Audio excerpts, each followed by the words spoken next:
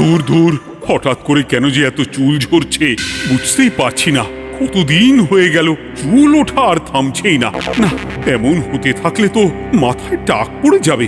না না না, আজ রাজবৈদ্যের কাছে পরামর্শ নিতে হবে। কি ব্যাপার মহারাজ, আজ আপনাকে এমন চিন্তিত দেখাচ্ছে কেন? জীবনে বড় দুঃখ গোপাল, মন মেজাজ একদম ভালো নেই। সে কি, কি হয়েছে মহারাজ? গোপাল থাকতে দুঃখ কিসের? আর বলো না, মাথার চুলগুলো আজকাল ঝড়ে পড়া পাতার মতো পটপট করে ঝরে যাচ্ছে। আমি তো জানি কেন এমন হচ্ছে, কিন্তু এখনই মুখ খুললে চলবে না। আর একটু বেশি বিপদ বাড়লে তখন মাঠে নামবো। তাই বলুন। এ তো খুব ছোট ব্যাপার, চুল ঝরলে টাক পড়বে, আর সেটা পড়া কত ভালো জানেন? কথায় আছে, যত বড় টাক তত বেশি টাকা। তুমি চুপ করো তো বাপু। যদি টাক থাকলেই টাকা হতো, তাহলে তোমার টাকা কোথায়? যেটা বোঝো না সেটা নিয়ে কথা বলো না। তাই না তাই, মহারাজের ঝরছে চুল, চিন্তার ভাঁজ মাথায়।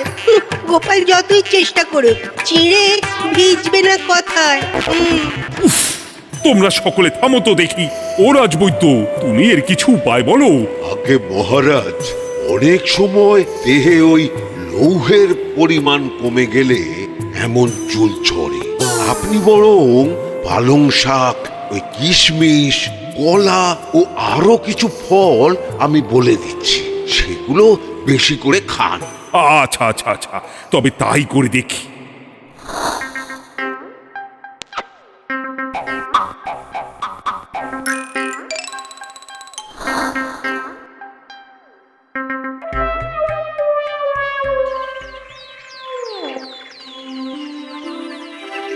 ও রাজবৈদ্য, তোমার কথা মতো শাক পাতা ফলমূল সবই তো খেলাম, চুল ঝরা বন্ধ তো হলোই না।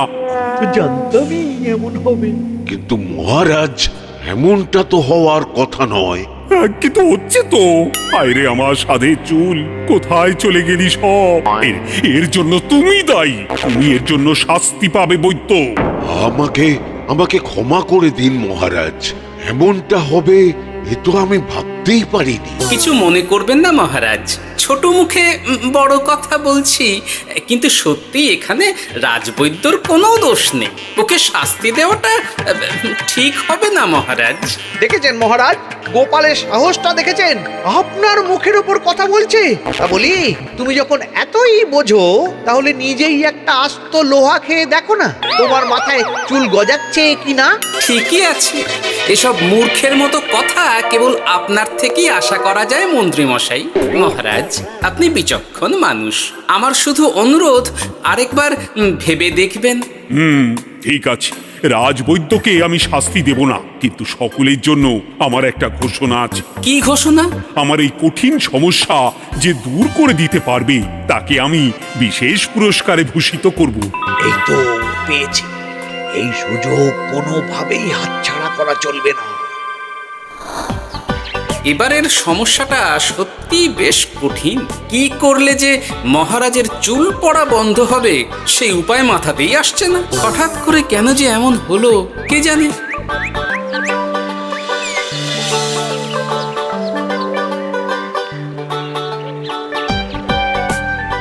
ও মা, তুমি এসে গেছো? একটু বসো, আমি তেলটা মেখেই হাত ধুয়ে খাবারটা বাড়ছি। হ্যাঁ, সে ঠিক আছে, কিন্তু তুমি কিসের তেল মাখছো এটা? কি আবার মাথার চুলের তেল? এখানেও চুল, ওদিকে মহারাজেরও চুল ঝরে পড়া নিয়ে আমরা সবাই হিমশিম খাচ্ছি গিন্নি। আরে, মহারাজের অত সুন্দর কালো চুলগুলো ঝরে যাচ্ছে, এ তো ভারী দুঃখের কথা। সে আর বলতে, ওই জন্যেই তো আমি বাবা মাথায় এই জড়িবুটি তেল মাখি। এতে চুলের গোড়া শক্ত করে, চুলকে ভালো রাখে, নতুন চুল গজায় সব। হ্যাঁ। কি কি বললে? নতুন চুলও গজায়? সত্যি? হ্যাঁ। বাহ, তাহলে আর চিন্তা কি। আমাকে এই তেলটা একটু দিতে পারবে গিন্নি? মহারাজকে দিয়ে আসি। উনি বলেছেন যে ওনার সমস্যা দূর করতে পারবে তাকে উনি পুরস্কার দেবেন। ওমা, এই তাই নাকি? এই তো দারুণ ব্যাপার গো। নাও নাও নাও, তেলখানা নিয়ে মহারাজকে কাল দিয়ে এসো তাহলে। আর জানিয়ে দিও, দিনে 2 বার কিন্তু তেল মাখতেই হবে। হ্যাঁ, আচ্ছা ঠিক আছে।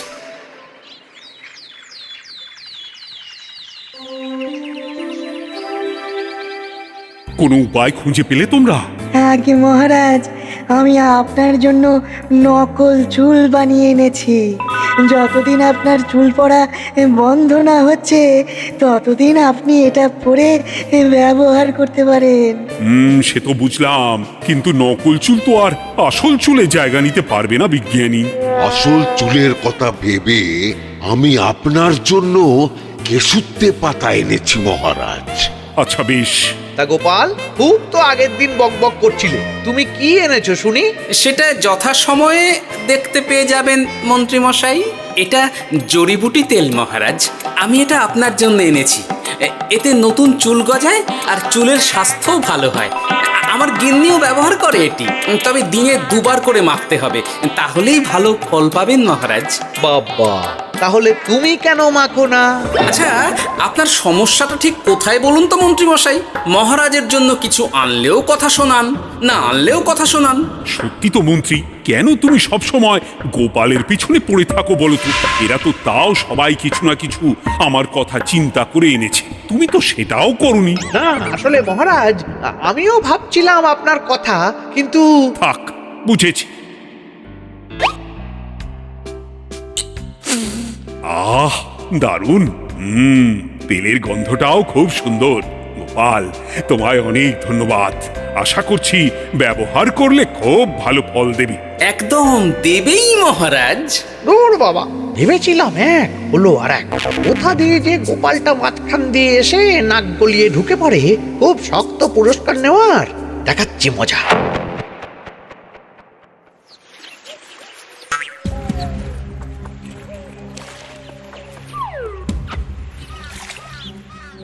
এবারে গোপালের তেল দিয়েই সব কিছু তোলপাড় করব।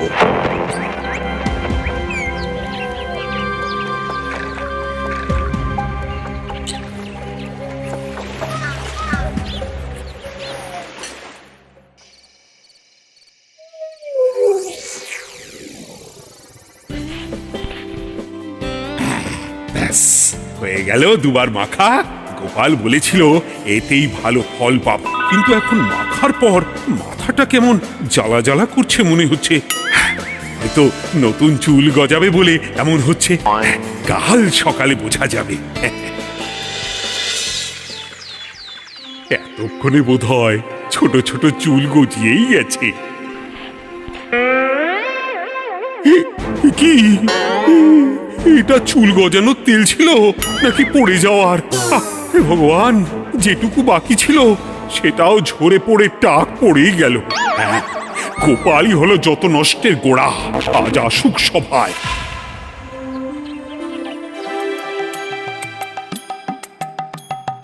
এই যে এখন এলেন উনি। ও কি মহারাজ, আপনি এমন কাপড় মাথায় জড়িয়ে বসে আছেন কেন? তুমি আর এমন প্রশ্ন জিজ্ঞাসা করো না গোপাল, তোমার দয়াতেই মহারাজের এমন অবস্থা। মানেটা আমি তোমায় দেখাচ্ছি, দাঁড়াও। এই যে গোপালের দেওয়া তেল মেখেই আমার এমন হয়েছে, আর তার জন্য আমি তোমাকে কোনোদিনও ক্ষমা করব না গোপাল। বিশ্বাস করুন মহারাজ, আমার গিন্নিও মাখে এই তেল, কিন্তু এমন কিছু তো এখনো পর্যন্ত ঘটেনি। আমি আর কিচ্ছু শুনতে চাই না। আমার মাথা ভর্তি চুল আমি ফেরত চাই। যতদিন না আমার মাথার সব চুল ফিরে আসছে ততদিন আমি তোমার মুখও দেখতে চাই না। মহারাজ, আপনার কোনো চিন্তা নেই, আমি তো আছি। এবার এই সমস্যার একটা সমাধান আমি করেই ছাড়বো। কি ব্যাপার, মন্ত্রী মশাই এত লাফাচ্ছে কেন? এসবের পেছনে আবার ওনার হাত নেই তো? না, ব্যাপারটা পরে দেখতে হচ্ছে।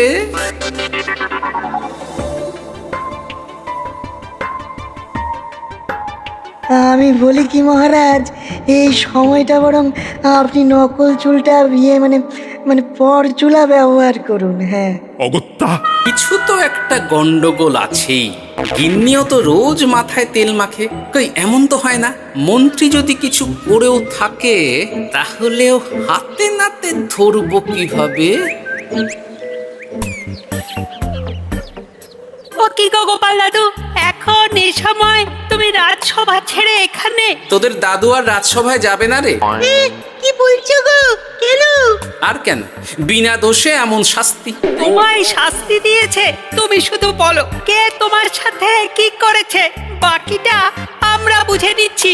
আচ্ছা বলছি, কৃষ্ণনগরের মন্ত্রী মশাইয়ের বাড়িটা কোন দিকে একটু বলতে পারবেন? কৃষ্ণনগরে নতুন নাকি? আগে তো আপনাকে কখনো দেখেছি বলে মনে পড়ছে না। হ্যাঁ, আমি এখানে থাকি না, আমি এখানে আমার কাজে এসেছি, তাই মন্ত্রী মশাইয়ের বাড়ির ঠিকানাটা যদি একটু বলে দেন। নিশ্চয়ই, এ পথ দিয়ে সোজা চলে যান, তারপর কিছুটা ডান দিকে গেলেই পেয়ে যাবেন। আচ্ছা, অনেক ধন্যবাদ। ভিন গাঁয়ের লোক মন্ত্রী মশাইয়ের বাড়িতে? ব্যাপারটা বেশ সন্দেহজনক লাগছে। এই এই গুলটে ন্যাপলা, তোরা তোরা দুজন একটু আড়াল থেকে দেখতো লোকটা মন্ত্রী মশাইয়ের বাড়িতে ঠিক কি জন্য এসেছে, তারপর আমায় খবর দিস। ঠিক আছে গোপাল দাদু।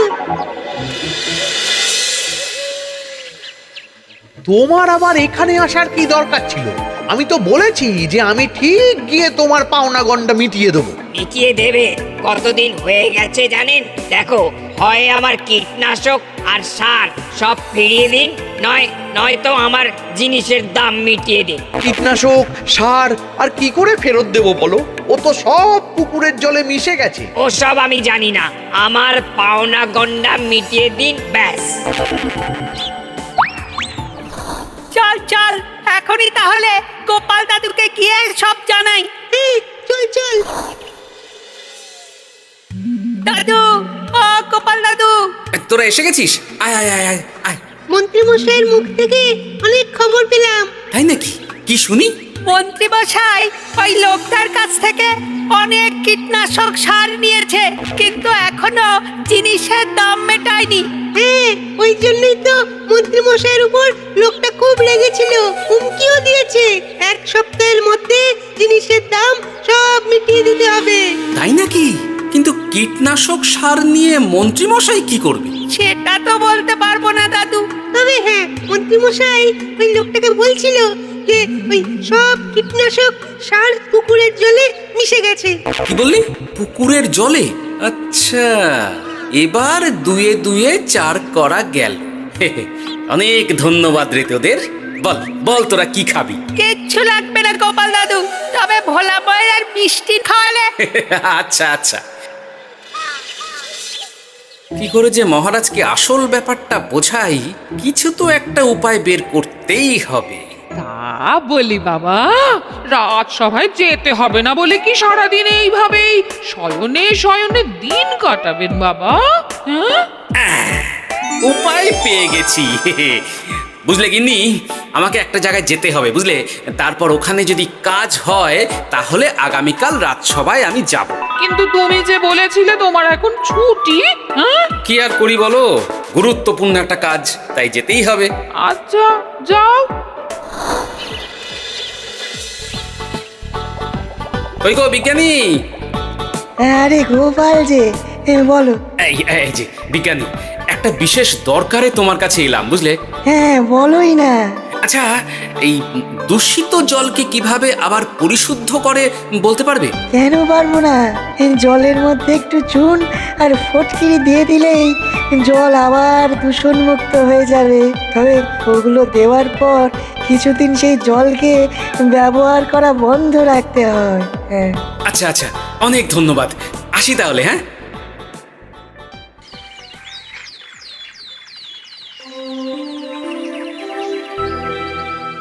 ছায়া পড়েছে, ছায়া পড়েছে। আমি বেশ বুঝতে পারছি তার ছায়া পড়েছে এখানে। কার ছায়া পড়েছে? আজকাল তোর মাথা থেকে অনেক চুল ঝরে পড়ছে, তাই না? আগে হ্যাঁ সাধু বাবা, আপনি একদম ঠিক কথা বলেছেন। ও বাবা, এই আবার কোথা থেকে উদয় হলো? আরে আমি একা গিয়ে সেই স্নানের পুকুর পরিদর্শন করতে চাই। যথা আজ্ঞা বাবা।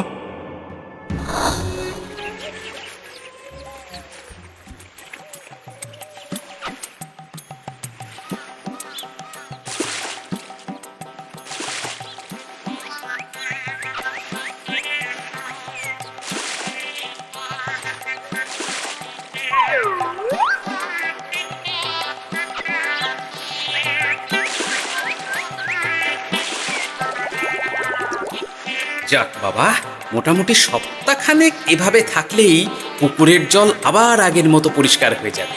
এবার শুধু মহারাজকে একটু বুঝিয়ে বললেই হয়ে যাবে।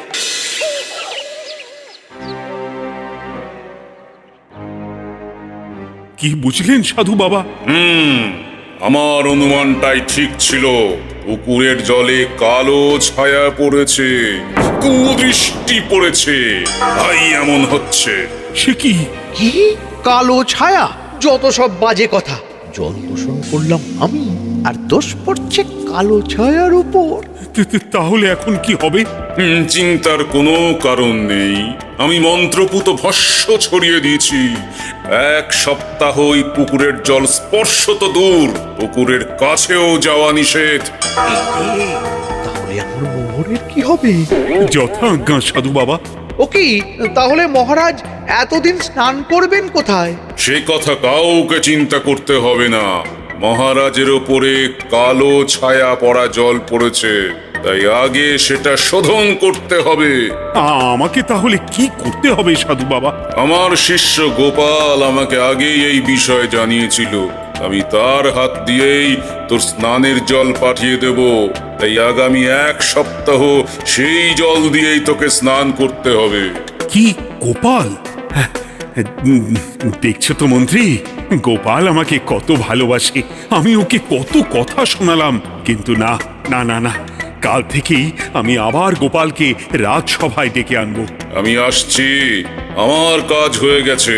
আর হ্যাঁ, তোর স্নানের পুকুরের চারিদিকে প্রহরীর বন্দোবস্ত কর। কাক পক্ষীও যেন ওখানে প্রবেশ করতে না পারে। আচ্ছা বাবা, আচ্ছা।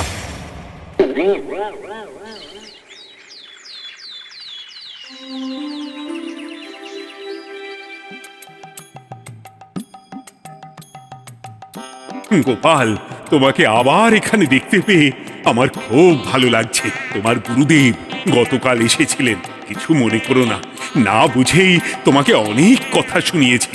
না মহারাজ, আমি জানি আপনি আমাকে খুব ভালোবাসেন, তাই আমি কিছু মনে করিনি মহারাজ। এই নিন, আমি আপনার স্নানের জল এনেছি। হ্যাঁ হ্যাঁ হ্যাঁ, দাও দাও দাও।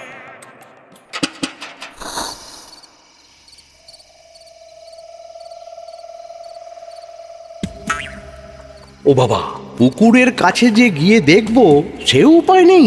চারপাশে প্রহরীতে ভর্তি। তাহলে কি সত্যি সত্যি কালো ছায়া পড়েছে? ভালোই হলো, পাওনাদারকে বলে দেবো কীটনাশকটা জালি ছিল। হি হি।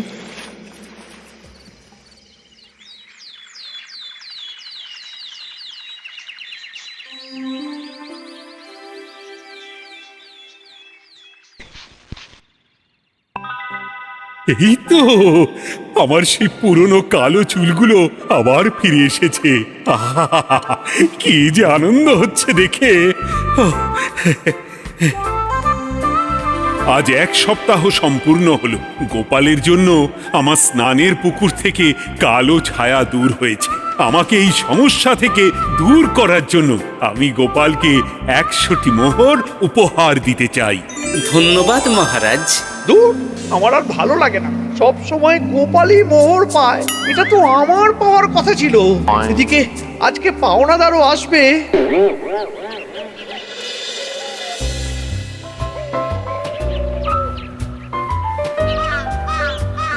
গোপাল দাদু, ওই লোকটা এসে গেছে। আচ্ছা, আসছি। এটা তো মন্ত্রীর বাড়ির দিকে রাস্তা। আমরা তাহলে ওদিকে কেন যাচ্ছি গোপাল? আপনার পুকুরের আসল রহস্যটা কি সেটা আপনি জানবেন না মহারাজ? মানে? নিজের চোখেই দেখুন, তাহলে বুঝতে পারবেন। আর একটু সময় দাও আমায় ভাই। এমনিতেও তোমার কীটনাশক কোনো কাজের নয়। কি এখন এসব কথা? আর একদিনও সময় দিতে পারছি না। একটু বোঝো, একটু। সব আমি মহারাজের পুকুরের জলে মিশিয়ে দিয়েছি। মন্ত্রী, তুমি তাহলে সেই কালো ছায়া? মহারাজ, আপনার পর্দা ফাঁস হয়ে গেছে মন্ত্রী মশাই। তুমি তাহলে সবটা জানতে? একদম প্রথম থেকে। রে, খুব জোর ফেঁসেছি। এদিকে পাওনাদার, ওদিকে মহারাজ, এখান থেকে কেটে পড়তে হবে। গন্ডগোল করে আবার পালানো হচ্ছে তবে রে। বলো কেন করেছিলে? মহারাজ, আমি ভেবেছিলাম আপনার সব চুল উঠে গেলে আমি আপনার কাছ থেকে চুল গজানোর ওষুধ দেওয়ার নামে অনেক টাকা লুটবো। কিন্তু সেই ভাবনা ভাবনাই থেকে গেল, সেগুড়ে যে বালি হয়ে গেল। ভাবা যায় চুলের জন্য চুলো